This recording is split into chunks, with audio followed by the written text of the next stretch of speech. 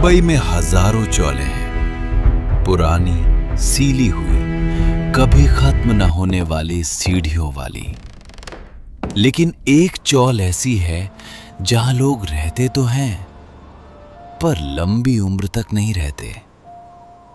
इसका नाम है डिसूजा चौल और इसके तीसरे फ्लोर पर एक फ्लैट है, नंबर 303। अगर आपको कभी कोई कहे कि वहां मत जाना, तो मान लेना। 2019 का साल था। एक युवा जोड़ा, रोहन और प्रिया, मुंबई शिफ्ट हुए थे नई नौकरी के लिए। बजट कम था, घर ढूंढना मुश्किल था। तभी उन्हें एक दलाल ने बताया, डिसूजा चौल में एक फ्लैट खाली है, किराया भी कम है। बहुत कम। जब किसी चीज का दाम जरूरत से ज्यादा कम हो तो समझ जाना चाहिए कुछ तो गड़बड़ है। लेकिन रोहन और प्रिया को उस वक्त सिर्फ एक चीज दिख रही थी, सस्ता घर। वो फ्लैट देखने गए। पुरानी इमारत, सीलन की बदबू, दीवारों पर दरारें। लेकिन फ्लैट अंदर से ठीक लगा। बस एक चीज अजीब थी। बेडरूम की एक दीवार थी बिल्कुल ठंडी। बाकी पूरा घर गर्म था, लेकिन उस दीवार को छूकर ऐसा लगता जैसे फ्रिज को छू रहे हो। दलाल ने हंसते हुए कहा, पुरानी इमारत है, थोड़ी सीलन होगी। प्रिया ने मजाक में पूछा, यहां पहले कौन रहता था? दलाल का चेहरा एक पल के लिए बदल गया, फिर मुस्कुरा के बोला, काफी समय से खाली था। वो झूठ था। पहले कुछ दिन सामान्य थे। नया घर, नया शहर, नई शुरुआत। लेकिन फिर रात को आवाजें आने लगी। पहली रात प्रिया की नींद खुली। रात के 3:17 बजे। किसी के चलने की आवाज, जैसे कोई नंगे पैर फर्श पर चल रहा हो। रोहन सो रहा था। प्रिया ने सोचा, ऊपर वाले फ्लैट से आवाज आ रही होगी। लेकिन अगले दिन पता चला, ऊपर कोई फ्लैट है ही नहीं, छत है। दूसरी रात वही आवाज, थोड़ी पास। तीसरी रात बेडरूम के बाहर गलियारे में। चौथी रात रोहन की भी नींद खुली। दोनों ने सुना कोई दरवाजे को धीरे धीरे खटखटा रहा था। धीरे धीरे, जैसे कोई बाहर खड़ा इंतजार कर रहा हो कि कोई दरवाजा खोले। रोहन ने दरवाजा खोला। गलियारा खाली था, लेकिन फर्श पर गीले पैरों के निशान थे। चलते चलते सीधे उनकी उस ठंडी दीवार तक जा रहे थे और वहां गायब हो जाते थे। अगले दिन प्रिया नीचे गई सामान लेने।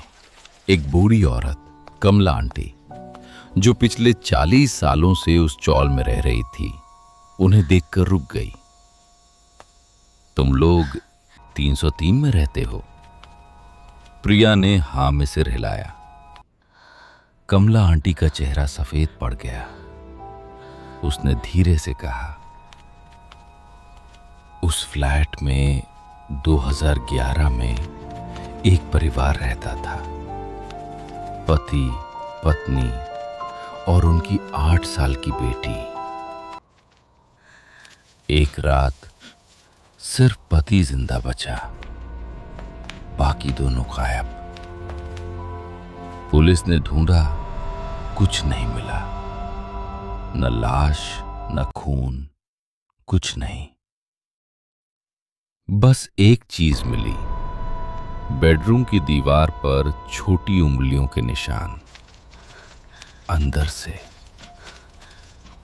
प्रिया का गला सूख गया। अंदर से मतलब? कमला आंटी ने उसकी आंखों में देखा। मतलब वो दीवार के अंदर से खींची गई थी, जैसे कोई दीवार के पीछे से बाहर निकलने की कोशिश कर रहा हो।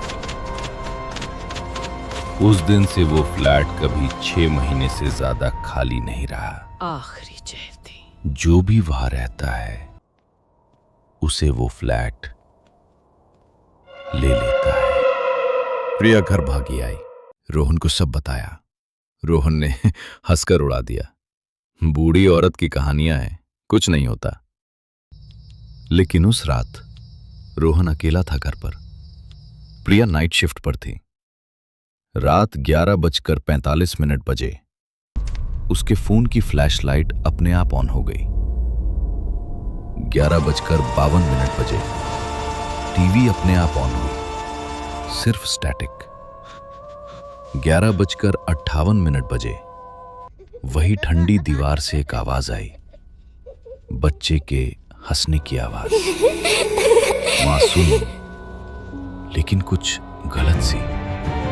रोहन दीवार के पास गया, हाथ रखा, और इस बार दीवार सिर्फ ठंडी नहीं थी, वो धड़क रही थी, जैसे उसके पीछे कोई दिल धड़क रहा हो। तभी दीवार पर, बिल्कुल जहां कमला आंटी ने बताया था, छोटी उंगलियों के निशान उभरने लगे, जैसे कोई अंदर से प्लास्टर को धक्का दे रहा हो। एक छोटी सी आवाज बच्चे की दीवार के उस पार से बोली, पापा मुझे बाहर निकालो। रोहन पीछे हटा, डर के मारे चीख नहीं पाया।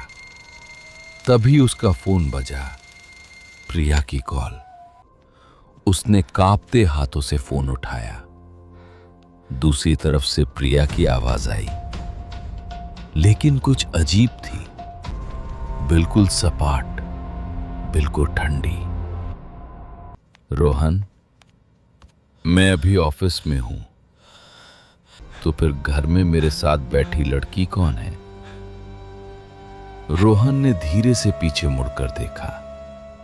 बेडरूम के दरवाजे पर अंधेरे में एक छोटी सी परछाई खड़ी थी, बच्चे जैसी, सिर झुका हुआ।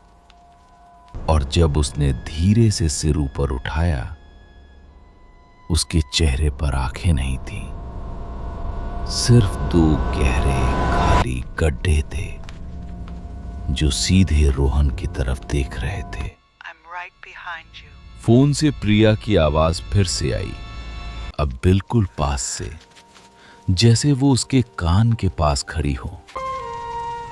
वो I'm हमेशा still भूखी here. रहती है रोहन, और अब उसकी नजर तुम पर है। डिसूजा चौल आज भी खड़ी है, फ्लैट 303 आज भी खाली है।